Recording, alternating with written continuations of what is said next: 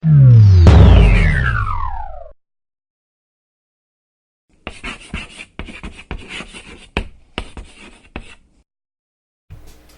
lá, meus amigos, vamos continuar então o nosso trabalho da região sul. Estamos falando um pouquinho sobre a ocupação da região sul, né? Estamos falando sobre migração, estamos falando sobre um pouquinho da cultura, falamos também sobre a possibilidade de separação da região sul que tentou, mas não conseguiu por força do dispositivo constitucional, que eles tentaram lá se separar, mas a Constituição fala, peraí, não pode se separar, o Brasil é um só e vai ter que ir até o final agora. Então a gente falou sobre isso aí tudo, né? Então vamos dar prosseguimento.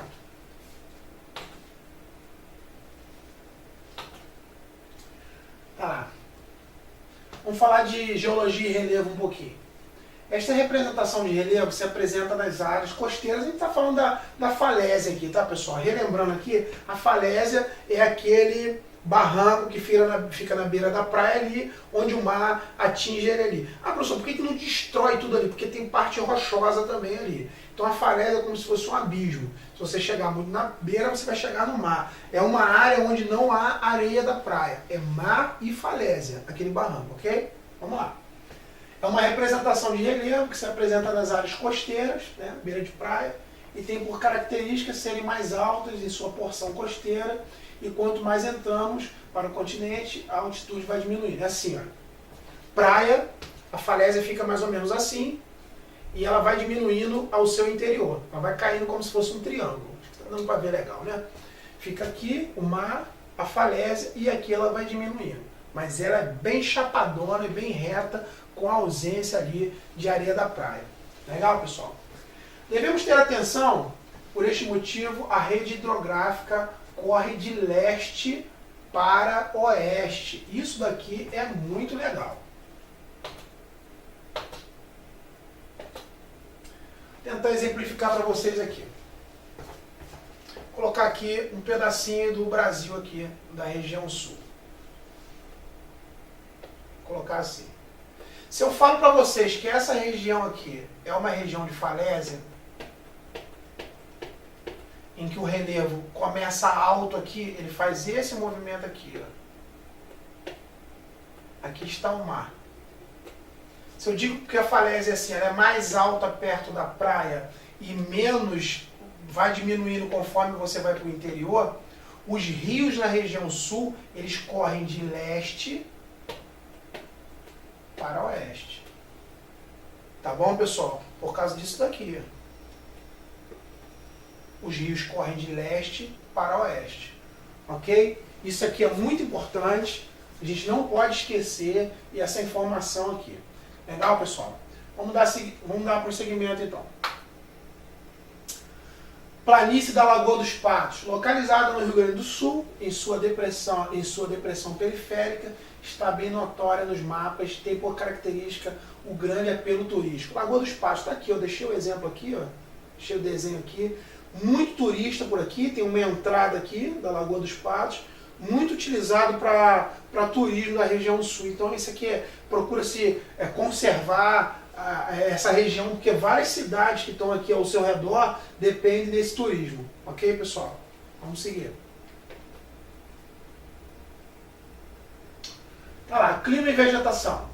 Por ser cortada apenas na sua parte extrema norte setentrional, né? A gente chama de norte a parte setentrional, parte de cima aqui, pelo Trópico de Câncer, o que caracteriza esta pequena parte por clima tropical e outra grande parte da região sul possui clima subtropical úmido. Desta forma, as temperaturas possuem médias mais baixas e durante o inverno algumas regiões de altitude podem perceber a presença de neve. Região bem fria, ok, pessoal? Até mesmo no verão, até uns tempos atrás a região sul era uma região fria, porém o tempo passou, o aquecimento global fez com que a região sul sofresse a influência de aquecimentos de marés e principalmente, pessoal, a gente deve observar que quando a gente fala que a região sul, o clima da região sul mudou um pouco, está fazendo muito calor, a região de Porto Alegre pegou 40 graus no verão, no último verão, a gente tem que analisar que todo o clima do planeta está alterado, não só da região sul. Onde era muito quente está muito frio, onde era muito frio está muito quente, onde era muito frio está muito mais frio, onde era muito quente está muito mais quente. Então, onde é muito quente está muito mais quente, onde é muito frio está muito mais frio. E existe também o inverso também. O frio virou quente e o quente virou frio. Isso daí é característico da alteração do clima do planeta. Legal, pessoal? Não podemos esquecer isso daí. Já a vegetação desta região foi favorecida em sua manutenção pelo difícil acesso. Isso aqui é interessante. Quando eu falei sobre a Mata Atlântica, ela se defendia um pouquinho melhor do que se defende a Caatinga, por exemplo, isso ocorreu também na região sul. Na região sul, por ser uma região montanhosa, extremamente fria, a ocupação humana se deu de forma mais lenta, mais gradativa, o que fez com que as suas florestas se mantivessem um pouquinho mais do que as outras.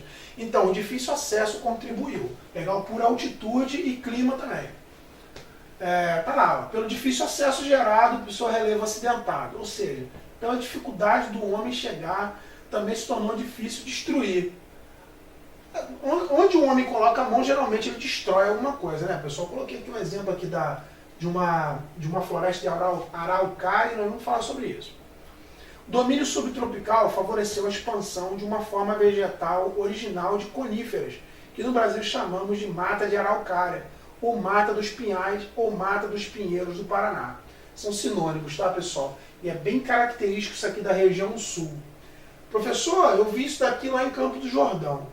Tem Campos do Jordão, porque o clima de Campos do Jordão se assemelha bastante com o clima da região sul. Então a gente tem que ter atenção em relação a isso. Que a mata de araucária, ou mata dos pinhais, ela também se faz presente na região sudeste, nas regiões mais frias da região sudeste. Ok, pessoal? Na Serra da Mantiqueira, principalmente na Serra da Mantiqueira. Vamos seguir. Outras formações vegetais também presentes nessa região são Mata Atlântica, mata litorânea, né? A gente já falou sobre isso. Os campos, onde nós encontramos os grandes pastos, e os mangues e dunas da região costeira também. Mata Atlântica da região sul também está quase toda devastada, como todas as outras. Possui apenas algumas moitas, eu vou chamar de moitas, ou um estufozinho ali de Mata Atlântica, só ali. Os campos, que são, a maioria são campos de altitude, né? Aqueles grandes descampados de grande altitude, de média altitude, vamos dizer assim, e os mangues e dunas da região costeira, onde a gente costuma falar que são o berçário da vida da região sul. Ok, pessoal? Vamos seguir. Tem aqui um chamado de atenção. Vamos entender, pessoal. As regiões ocupadas pelas matas de araucária geralmente são pobres em seu solo, o que coloca o uso de pastos como principal atividade. Tá lá os campos de novo. Mata de araucária, mata de araucária são matas de solo pobre em que são devastadas pela colocação de pastos na região. E a região sul ela é rica, muito rica na produção de carne.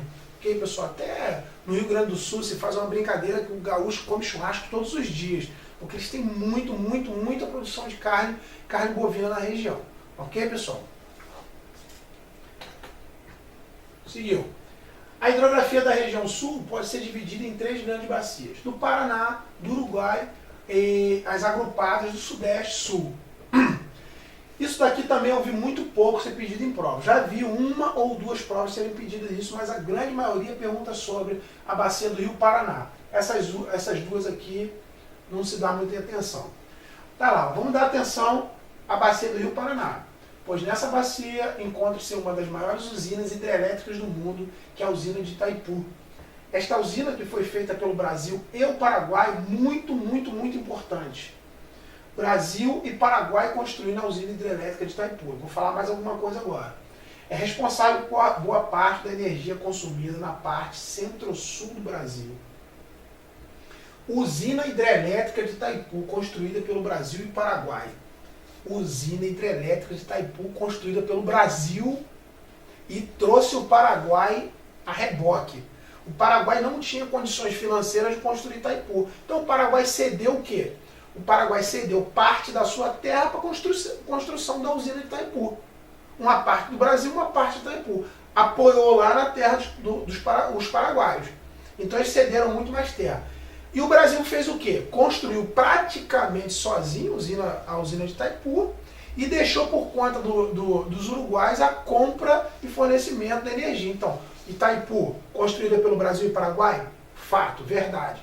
Mas quem construiu mesmo foi o Brasil, né? O Paraguai só se associou. A energia produzida ali deveria ser vendida para o Paraguai e ser vendida para o Brasil. Eles iam dividir aquilo dali. Porém, a usina hidrelétrica de Itaipu produz uma quantidade de energia para o Paraguai que eles não consomem. O Paraguai foi tão pouco desenvolvido industrialmente e populacionalmente também, reflexo ainda da Guerra do Paraguai, lá do século XIX, o Paraguai está muito menor que o Brasil em consumo de energia. Então, está sobrando energia para o Paraguai. Então, o Brasil, que estava vendendo energia para o Paraguai, passou a comprar energia paraguaia. E mais cara do que vende para lá, que é um absurdo. O Brasil passa energia para o Paraguai por 1 e compra por 2. A energia que eles não usam, o Brasil paga mais caro ainda. Mas, coisas do nosso Brasil varonil. Beleza, pessoal? Importante, usina de Itaipu, associado Brasil e Paraguai na sua construção, ok? Bacia do Rio Paraná. Bacia do Rio Paraná, usina de Itaipu, Brasil e Paraguai. Não deixe de passar isso em branco. Com duas formas de produção bem distintas, a região sul apresenta índice de desenvolvimento do agronegócio bem satisfatório. Agronegócio é tudo aquilo que está voltado à produção do campo, ok? Tá. O plantio, né? O preparo do solo, o plantio, a colheita, o processamento, o transporte e a venda. Agronegócio, negociações. De um lado, a dependência do clima, que é mais frio, ajuda a produção, no caso de culturas de clima mais frio, como uvas, trigo, e prejudica em outras com excesso de frio e verões secos. Por exemplo, cana-de-açúcar. Nos produz cana-de-açúcar na região sul, da mesma forma que produz na região sudeste e na região nordeste. Ok, pessoal? A gente vai dar uma paradinha aqui. Próxima aula a gente continua falando da região sul. Um abraço.